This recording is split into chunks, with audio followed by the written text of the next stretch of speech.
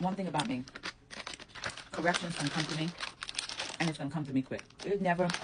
I get my correction express mail, FedEx overnight. Listen, it shows up on time every time. So I made a TikTok the other day, and I was saying that if I see men on social media, don't even come at me. Like I see you as a homegirl. Like, men on social media just yapping is really feminine to me. It's like a feminine thing to do. So I'm sitting here eating my nerd clusters, right? And this brother comes down, and he's talking about, he thought deconstructing patriarchy in himself would give him more access to women. And he's not talking about access in terms of like sexual access, just access to engage with women and be more connected to his humanity. But that's not what happened. He said what happened is that for as much as men are trapped in the system of patriarchy, so are women. And women see men as performing their roles. And immediately I went, this hurts, but it's true.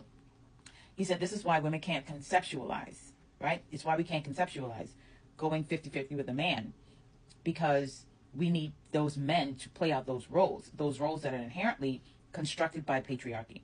And so while we're saying we want men to deconstruct patriarchy, we don't want them to deconstruct the parts of patriarchy that negatively impacts us, right? So to see a man as human, as you, as needing help, the way that you need help, goes against what we believe men are and who men should be in society.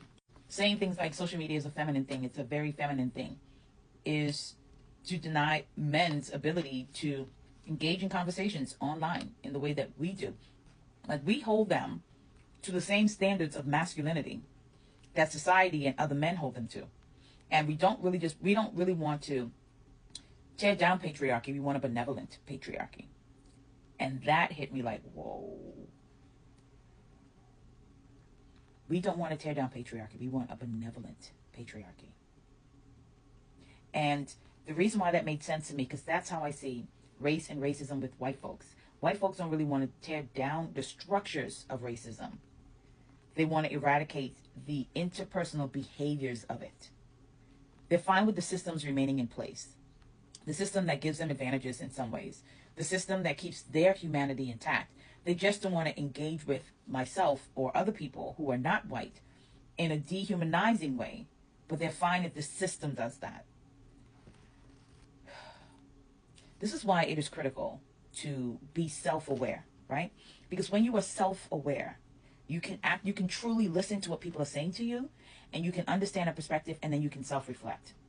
That is the power of empathy for self, because self-awareness is number one. It is the first thing you encounter on the self-empathy scorecard. Understanding a perspective is number 2 on the empathy scorecard.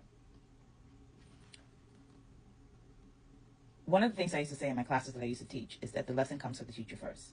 Before I could create those scorecards and share them with you or put them out for you, those are the things that came from me first.